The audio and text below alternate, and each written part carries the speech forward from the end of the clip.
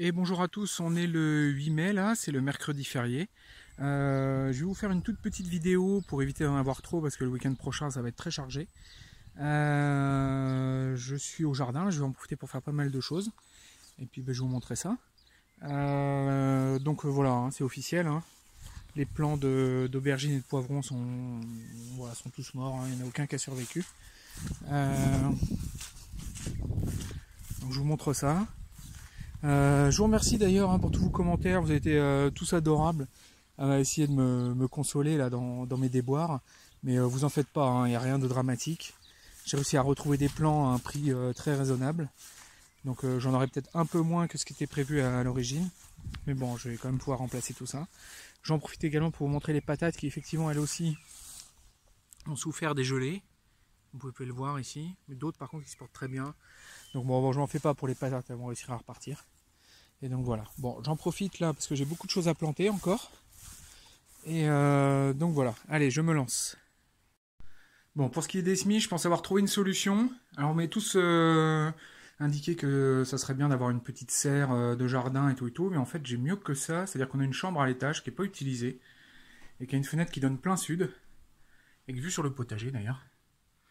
Et je me dis qu'il y aurait largement assez de lumière en plaquant un petit meuble sur cette fenêtre, le temps de juste la période où il y a besoin des semis.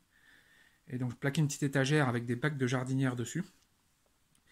Et voilà, pour mettre les semis à temporiser les 2 semaines à 1 mois maximum, dont il y aurait besoin avant, enfin pour passer les seins de glace. Donc voilà, je vais refabriquer une ancienne étagère là, qui n'était plus utilisée. Bon, je m'attelle à ça. C'est pas une chaîne de bricolage ici. Puis bon, monter une étagère, c'est pas passionnant.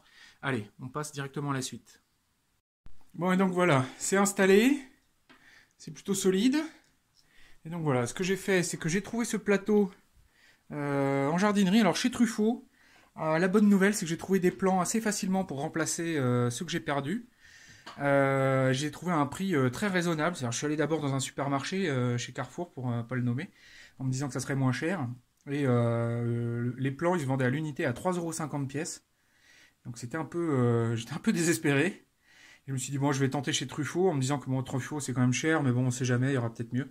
Et en fait, Truffaut, il remonte un peu dans mon estime, là, parce qu'ils avaient des plants à moins d'1 € pièce, là, par barquette de 6. Donc voilà, du coup, je m'en sors pas mal du tout pour ce qui est de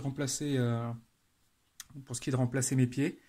Avec, du coup, j'ai repris 12 poivrons, enfin 6 poivrons et puis 6 piments doux des Landes, hein, c'est comme un peu des petits poivrons, quoi. Et puis 6 aubergines, vu qu'il me restait encore 8 aubergines dans le meuble à semis et un poivron. Du coup, ça me fera 2 bacs de poivrons et d'aubergines au potager. Et puis voilà, j'ai ramené également 2 courges et puis un pois de senteur, 2 tomates pour tester. Et donc voilà, je vais inonder ce bac, du coup, d'eau. Et normalement, l'idée, c'est que voilà, ça va me permettre de temporiser les semis ici, le temps d'attendre les seins de glace pour cette année et puis les années suivantes aussi. Sachant que j'ai encore, s'il faut, j'ai encore 2 autres étages.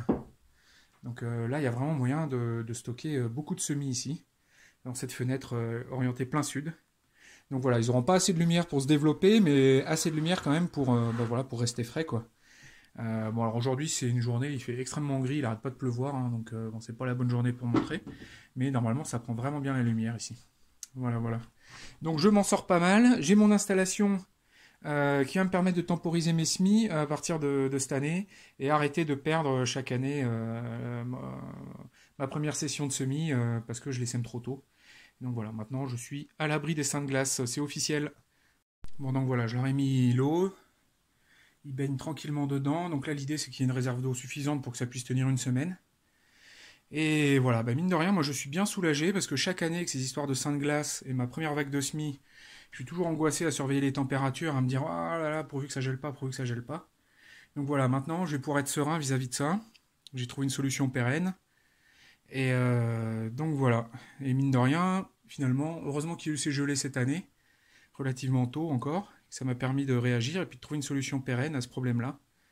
Et donc voilà.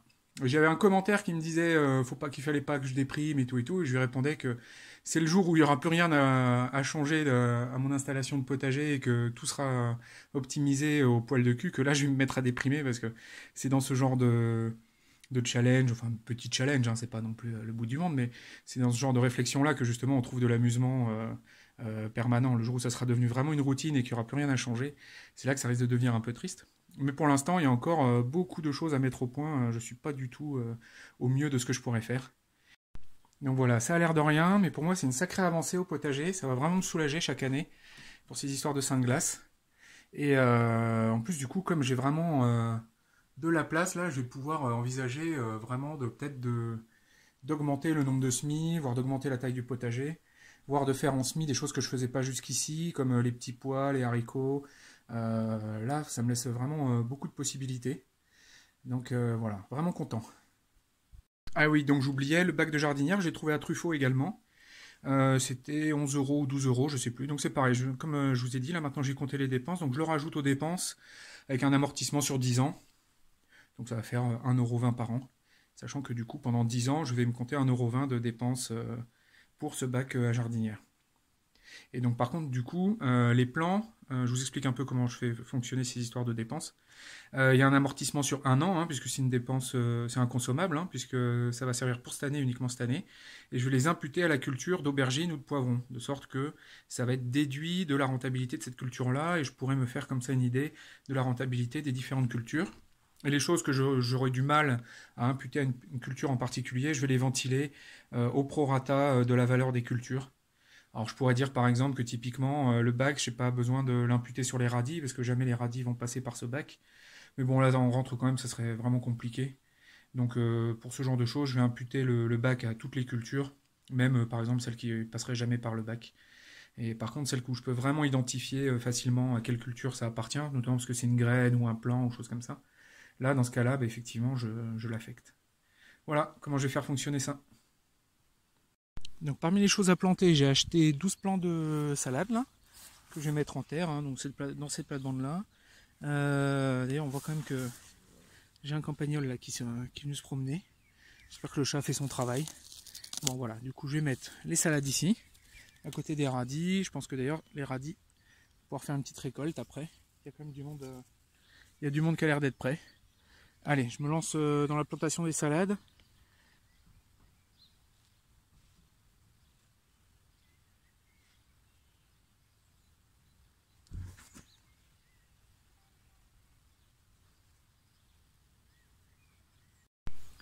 Ok, donc ça c'est une des dernières bâches qui n'a pas été enlevée au potager.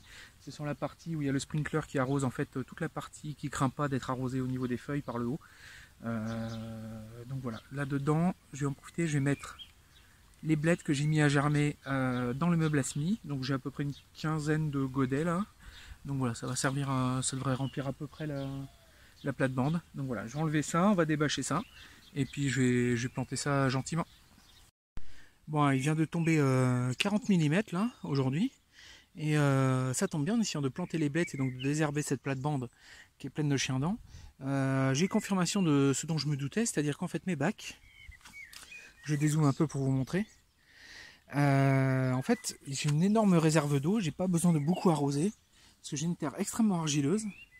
Et d'avoir mis mes bacs par-dessus, avec la terre par-dessus, en fait, en dessous de mes bacs, il s'est créé une sorte de zone tampon, qui fait un peu comme une sorte de bac de jardinière, une sorte de mélange d'argile et du coup de la terre hypermeuble du potager.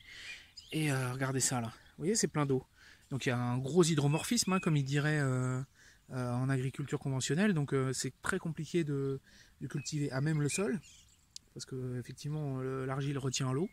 Mais par contre, du coup, en étant un peu surélevé, dans une terre hypermeuble, comme ce que j'ai, les racines, dès qu'elles plongent un petit peu, elles trouvent très facilement de l'eau. Et l'eau reste là, en fait, puisque l'argile fait une sorte de couche étanche qui empêche l'eau de s'évacuer. Et c'est pour ça qu'en fait, j'ai aussi peu besoin d'arroser, hein, puisque j'arrose à peine une fois par semaine. Et j'ai des tomates magnifiques. Donc, comme on dit, hein, il vaut mieux trop d'argile que pas assez. Et voilà, c'en est la démonstration. Ne serait-ce que pour la partie rétention d'eau. Vous voyez, hein, ça me fait comme une sorte de petit lac. Et pourtant, j'ai quand même au-dessus, j'ai 15 cm de terre cultivable. Donc là, les plantes, elles vont être super bien, hein. Elles vont avoir à manger, à boire, le gîte et le couvert, enfin la totale quoi. Donc c'est plutôt pas mal, hein. Et je pense que c'est aussi une des raisons pour lesquelles j'ai pas de gros vers, comment ils appellent ça là, les vers anéciques ou enfin je sais plus ceux qui descendent profond. Je mettrai ça en incruste à l'écran. Ceux qui descendent profond et qui remontent les plus gros. Parce que je pense qu'en fait il y a un trop gros hydromorphisme et que du coup les gros vers de terre ne peuvent pas s'installer. J'en ai quasiment jamais vu dans le jardin. Je vois plein de petits vers de terre mais les gros j'en ai encore quasiment jamais vu. Et je pense que c'est vraiment lié à cet hydromorphisme de cette terre extrêmement argileuse.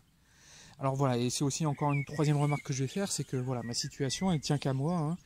J'ai une terre très lourde et donc du coup voilà, fonctionner avec des bacs comme ça et du terreau par-dessus, enfin du compost de plateforme de compostage là, ça marche très bien. Après voilà, si vous êtes en zone sableuse et tout, bah, il va falloir trouver d'autres techniques, hein, ça ne sera pas la même manière de fonctionner je pense. Mais en tout cas là, dans un contexte de sol hydromorphe et extrêmement argileux, voilà, ça fonctionne bien. Bon allez, je vais planter mes petites blettes là, hop, et puis je continue. Bon voilà, j'ai repiqué mes quelques blettes. Bon, vous allez tous me dire qu'elles sont vraiment petites, mais bon, ça fait quasiment 2 semaines, 3 semaines qu'elles sont dans le même blasmi et qu'elles grandissent plus. Je pense que le terreau était vraiment pas bon. Je pense pas que ce soit un problème de lumière. Je commence à me dire que c'était vraiment un problème de terreau. Donc voilà, je les repique. Je ne savais pas également s'il fallait séparer les petits plants individuels. Parce que les blettes, ça se plante, c'est une sorte de glomérules en fait. C'est une sorte d'assemblage de graines. Donc voilà, j'ai laissé les trucs regroupés quand ils étaient à plusieurs. Voilà, vous allez me dire en commentaire que j'ai fait des bêtises, hein, mais comme ça je saurai pour la prochaine fois s'il fallait les séparer ou pas.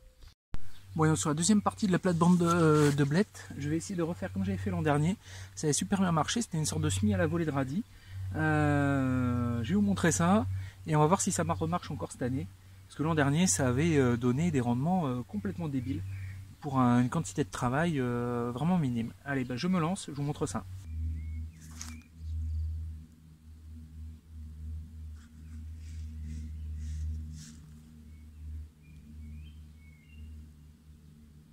Donc, j'ai semé les graines à la volée. Maintenant, ce que je vais faire, c'est que je vais mettre un peu de terreau par-dessus, histoire de recouvrir tout ça. Et puis après, on va tasser.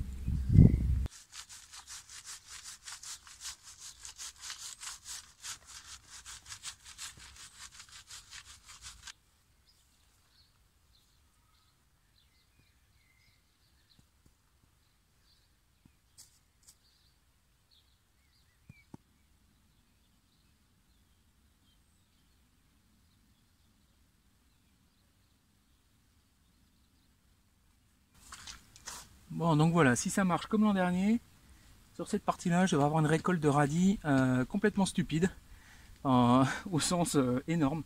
Donc voilà, je retente ma chance. L'an dernier, ça a bien marché, on ne sait jamais. Voilà.